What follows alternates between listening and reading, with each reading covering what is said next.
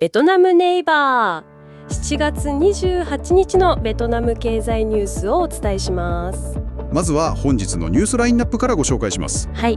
2025年の GDP 成長率予測については専門機関で見方が分かれています。上半期の e コマース市場、売上高が4割増と好調です。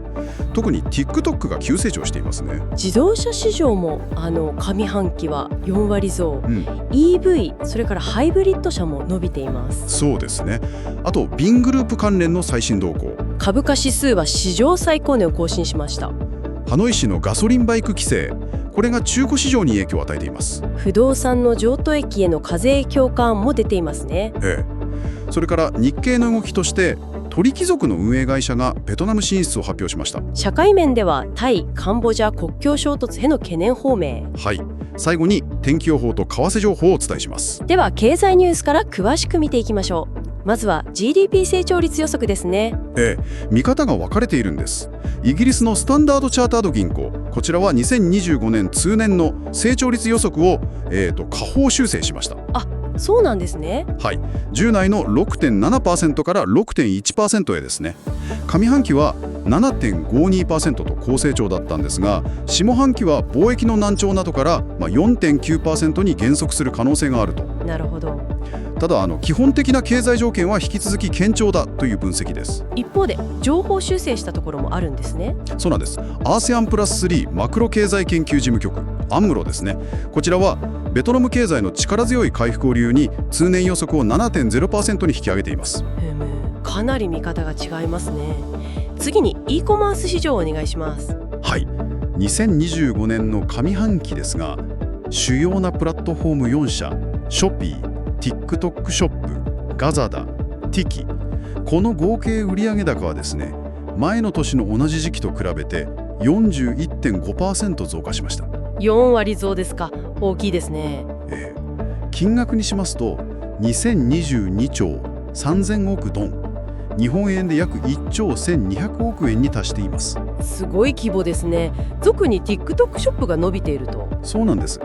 TikTok ショップはショッパーテイメント戦略、これが非常にうまくいってまして、成長率はプラス 69% と急速にシェアを伸ばしていますね。 69%。一方で首位のショピー、こちらも売上は 16% 増えているんですが、競争は激しくなっているという状況です。ラザダとティキーは残念ながらシェアを落としています。商品別ではどうでしょうか。カテゴリー別で見ますと美容関連が一番売れています。あと子供服ですね。これは前の年も同じ時期と比べて2倍以上の成長率を記録しています。価格帯はどうですか。人気があるのは10万ドンから20万ドン。日本円でだいたい560円から1100円ぐらいの商品ですね。なるほど。手頃な価格帯が中心なんですね。そうですね。第3四半期も前期比で 21% の成長が見込まれています。 e コマース市場まだまだ勢いがありそうですね。続いて自動車市場、こちらも好調のようですね。自動車市場も活況です。2025年上半期の新車販売台数、これは前の年の同じ時期と比べて 40% 増えました。25万4794台です。 40% 増、これも大きいですね。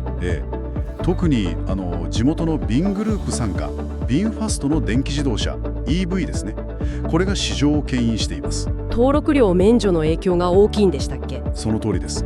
これが追い風になって上半期だけで前の年の3倍、6万7569台を記録しました。3倍ですか。すごいですね。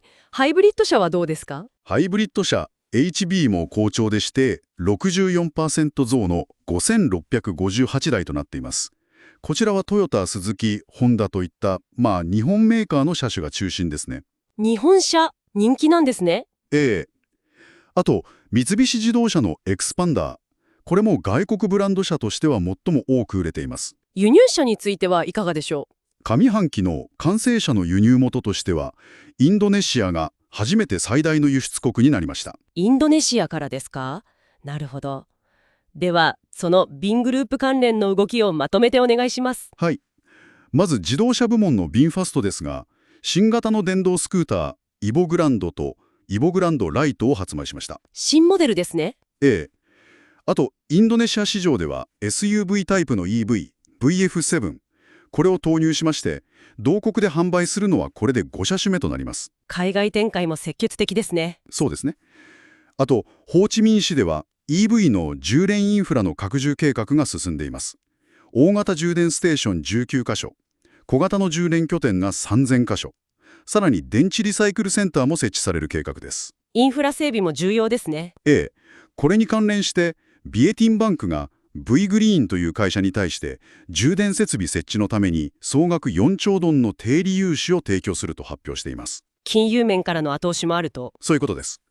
一方、不動産開発部門のビンホームズですが、南部カイホワ州で計画されている大規模な新都市開発プロジェクト、これに他の企業との連合で参加します。総事業費100億ドル規模です。100億ドル。これも大きいプロジェクトですね。はい。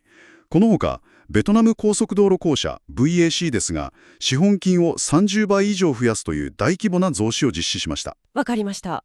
続いて株式市場。史上最高値を更新したということですね。そうなんです。ベトナム株式市場の代表的な指数 VN インデックスが27日の終値で 1531.13 ポイントとなりました。これは2022年の1月以来、およそ3年半ぶりに史上最高値を更新したことになります。背景には何があるんでしょうか。市場関係者の間では FTSE ラッセルによるベトナム市場の新興市場への格上げ、これに対する期待感も、株価上昇の背景にあるのではないかという見方が出ています。なるほど。ただ、証券会社の決算は暗面が分かれたようですね。そうなんです。2025年の第2四半期の決算ですが、テクコム証券、SSI 証券、VIX 証券は増益だったんですが、一方で FPT 証券、HSC 証券、ベトキャップ証券は減益となりました。企業によって状況が違うんですね。次に不動産市場の動きです。課税強化案が出ているとか。はい。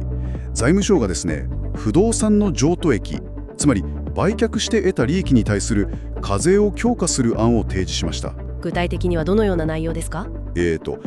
売却益に対して一律で 20% を課税するか、あるいは不動産の保有期間に応じて 2% から 10% の税率を適用するという案です。これは短期的な投機を抑える狙いがあるんですね。そういうことですね。専門家からは市場の安定化につながるという期待の声がある一方で、短期的には市場の流動性が低下したり、あるいは税負担分が結局価格に転嫁されるリスクもあるんじゃないかといった指摘も出ています。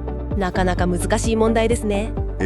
不動産取引の透明化が今後の課題とされていまして、政府は2026年をめどに国家不動産取引センターを設立する計画です。透明化が進むといいですね。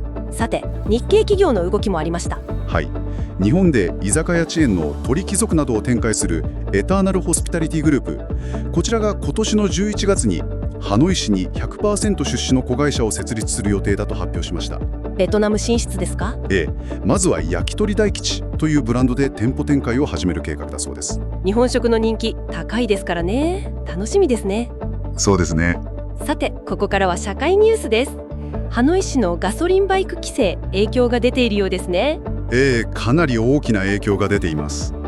ハノイ市当局が2026年の7月から市中心部の環状1号線の内側でガソリンバイクの走行を禁止するという方針を示しました。はい。これを受けて市内の中古バイク市場がもう閑散としている状況です。販売店によりますと、客足が大幅に減って、例えばホンダの人気スクーター S レイチなんかは価格が700万ドンから1000万ドン、日本円でだいたい3万9000円から5万6000円ぐらい下落しているということです。うわ、それは大きいですね。乗り換え需要とかそういうことなんでしょうか？規制を見越して買い控えたり、あるいは手放したりする動きが出ているんでしょうね。なるほど。